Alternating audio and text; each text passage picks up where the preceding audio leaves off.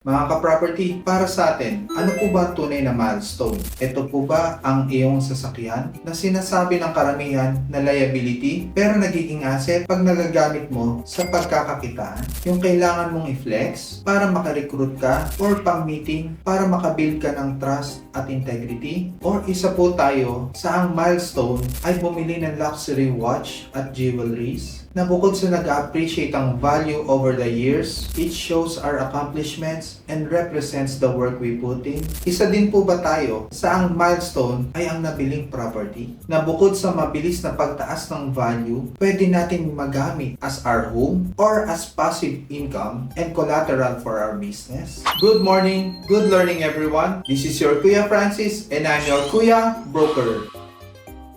Kayo po mga ka-property, para sa inyo, ano po ang inyong milestone? Sasakyan, luxury watch, jewelries, bahay or property? Or may iba pa silang prefer na milestone? Pasuyo naman po, paki-message po sa comment section below. Again, this is your Kuya Broker. God bless po sa ating lahat.